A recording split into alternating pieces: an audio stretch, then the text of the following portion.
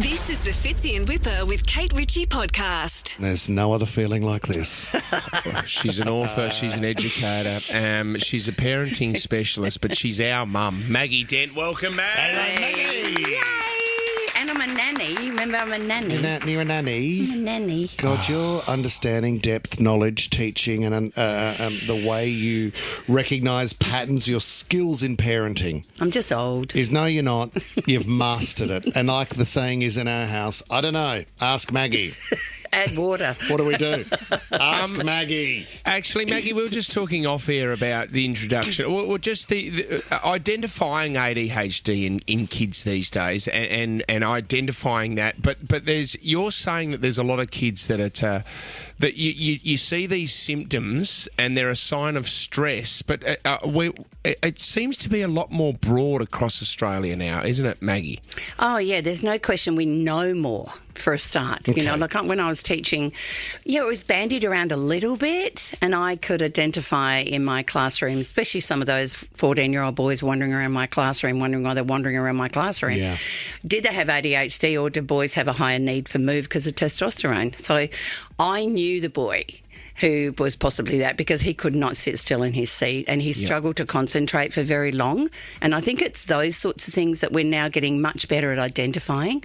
And I do think, I mean, so many adults are now finding out that that has been something they've been struggling with their whole life that they didn't realise. So it's executive functioning that's particularly important when we look at, is it really ADHD, and if it's not. And look, you know, if it is, there's no question that most of the time that medication can give them this incredibly calm, focused brain that they've struggled with like for years. So when you say it could be misdiagnosed as stress, so what, that sort of behaviour is an output or reaction to stress? So what we know, when the amygdala gets fired up, particularly in children, then it goes into a fight, a flight or a freeze mode. And the fight mode usually is an externalising of behaviour, which means that they will do crazy things and run around and move and jump up and down, and you'll think, oh, they can't concentrate.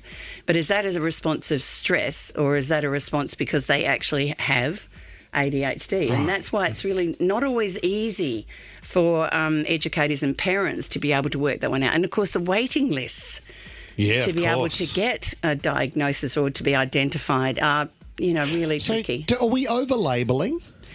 Oh, no, that's not really my specialty field, but I am going to say some of the things that are driving stress in our classrooms is that we've pushed down formalised learning. And we're actually expecting more of kids who are possibly less resilient than previous generations anyway. Right. And if they're digital natives, let's land on my pet topic at the moment. Yeah. And digital natives have a narrower concentration span because they've got these dopamine hits that have been happening a lot. So they expect a teacher, if you're going to be able to engage them, and teachers tell me that concentration spans have dropped from roughly 20 minutes to around 10. Wow. And yet we have more content to cover. Yeah. That it's, they're needing more stimulation, because that's exactly what you get on a screen. Because Jack, at the moment, he's just bored at school. Yeah. He says, I'm just bored, Dad. Yeah. Yeah. You know? Yeah. And that might be the result of screen time that he's been doing. But also boys really they tend to want to be interested in what they're interested in. Damn it. Yeah. I know. Yeah. I know. Makes sense, doesn't it? Well, this is the thing. Every dinosaur in the universe, but nothing else. Anyway.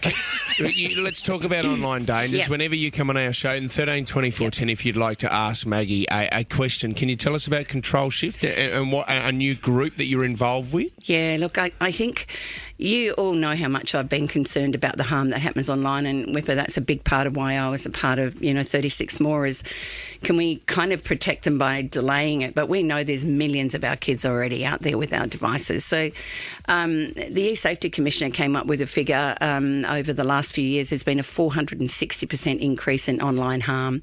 Our kids are getting harmed, and they're getting harmed more than ever.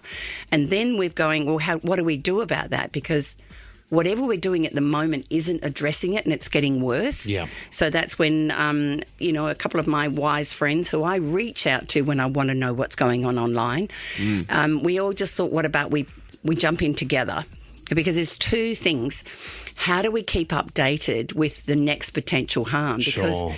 it's a moving space, especially with AI. We didn't have deep fakes 2 years ago. No. Right? And we No. didn't have sort of the stuff with bots now that are happening. So how do parents keep up to date? How does, the school? So we've decided to create a place where we can get that information getting through to parents via schools as it happens in real time. Yep. And that really excites the heck out of me. And the second part, so that's sort of like we're going to train some, online social coaches in schools. Great. And then we'll feed the information to them. But then they go in and do regular updates with the kids in the school, not just once a year. And then the second part, which has been really big for me, is what do we do when really serious harm happens? Because that's a bit of a confusing space. Yeah, how do we handle And we it? need to sort that out with some clear protocols that not just... Because remember, sometimes the ones that do dumb stuff have immature brains. Yep. And they thought that was just a bit funny. Yep. And Yep. if that boy, it's usually a boy who does some of that stuff, you expel them. You're actually drowning a boy in shame without necessarily teaching him why that was a harmful thing. How could he repair that? How could he then come back and be a better human?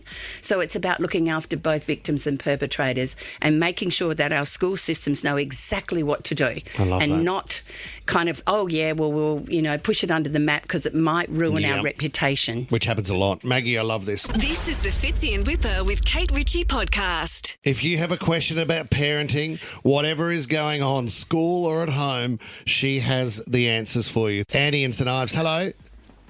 Hi, how you going? Good. You got a question for Maggie Dent? I do. Maggie, I have a question for you. When I have a child in kindergarten and it's his birthday party, do I invite the whole class? Is that like etiquette great or question. polite or the right thing to do? All right, Or you ready can for I it? just invite the people he's friends with? Yeah, you're right there. No, never ever invite a whole class full of kids. Not only is it going to destroy you and your house, but your child is not fond of everyone in the class. Yeah. And that's because we're just not, right? So I think it's this, Yeah. we got to be this lovely, overly worried about upsetting other people thing, which is like pass the parcel, everyone gets a prize. Yeah. I am going to say minor moments of these discomforts are actually good for kids, but your child would want the children around that they like and they play with. And that is exactly who they should have there. And it does worry me sometimes because, we're so desperately to be careful.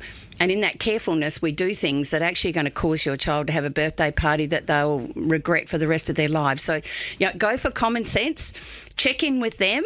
And then, just know that your child's not also going to get invited to some party, and welcome to life. Wow, Well beautifully done. said. Lisa in Glenmore Park, you got a question for Maggie? Hi, Maggie, I do. My 9-year-old, he's coming home hearing bits and bobs from his friends. I want to know, is 9 years old too young to talk about the birds and bees with him? Oh, golly. Yep. If possible, we start a lot earlier, but I can be reassured that this is a time that you're really lucky that 9. We do know that we've got young boys, particularly finding pornography online way younger. So Yes. that's why we have to talk to them about healthy bodies and about private parts and about our rights and who can touch them. All of that needs to be part of conversations much earlier. And I'm going to give you a very disturbing statistic. We have had a 500% increase in inappropriate sexual play with children under 5. Oh, my God. And that is because some of the children have had siblings who've seen porn, others have had things done to them. So you can see we have to start much, much earlier than we ever did.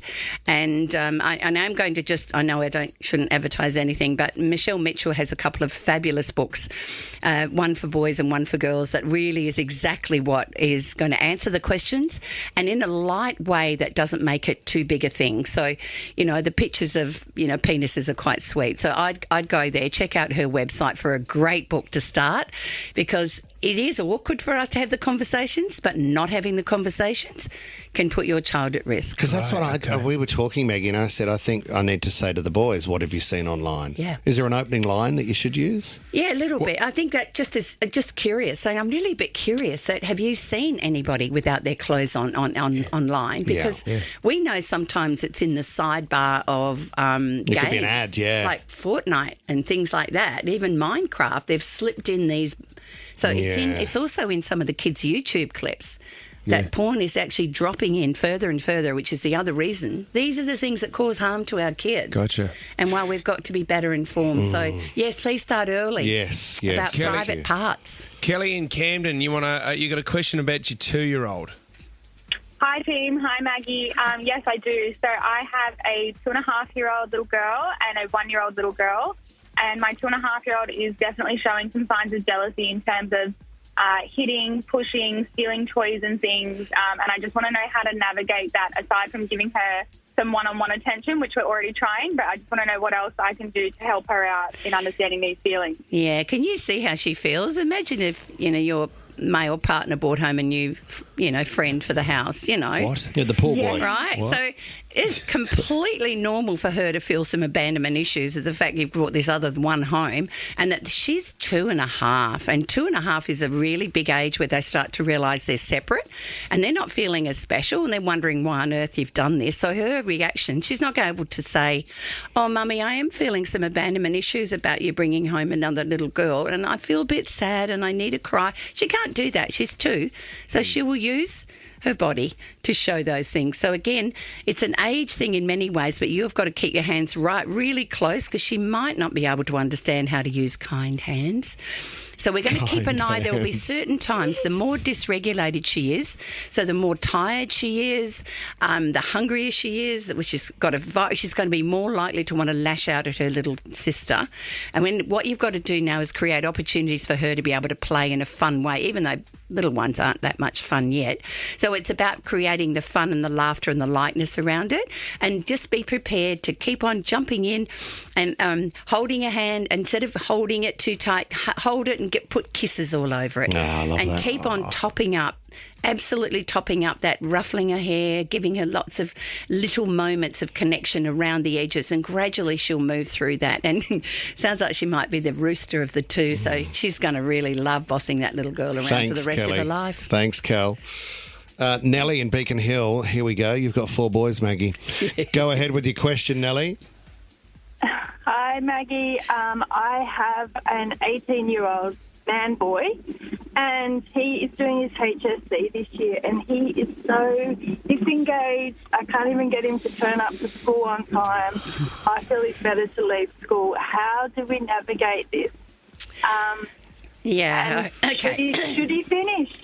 Yeah, okay. So the really key to this one is, one of the things that many boys do is if they don't think they've got a really good chance of winning and nailing it, then why would I want to do it? So a fear of failure is often really underneath this, which, he's 18, of course, because what happens if all his mates do well and he doesn't? He's going to have to deal with that as well. Okay, so I would really like to think, I have got an article on my website, which is a little bit later. It says, what do I do with my lazy, unmotivated 18-year-old who's laying on the couch? That has some really great ideas on how we lift him up. But what we want him to do is just finish the job. We're just going to come on board, whoever you're co-parenting with, rather than coming down with all the lectures on why it's important, let's just turn up with his favourite snacks, his favourite meals, everything that might help him be a happier boy, and go, mate, it's not the grade. You're not defined by grades, but we really like you to finish things you started. So what else can we do to help you get over the line? And I know it sounds ridiculous, but the more kindness that happens in these spaces, the more likely they're going to, oh, yeah, I can do it. But the more we come down hard, the more they pull back and feel, I'm out of here. Oh, Love that, Maggie. Love that. It is, because your initial reaction is you just want to get angry, get to school. What are you doing with yourself? Turd. But it is. I'm going to take your phone off you. Yes. I know. Oh, Yeah. Maggie, you are the best. If you want more information on Control Shift as well, you can go to controlshift.global and you can get more information there. Maggie, we know how busy you are. You've got to go straight to television from here. We appreciate your time. Thanks, Mum. Thank you both. Thanks, Mum. Love you. Love you. Fits in Whipper with Kate Ritchie is a Nova podcast. For more great shows like this, download the Nova Player via the App Store or Google Play. The Nova Player.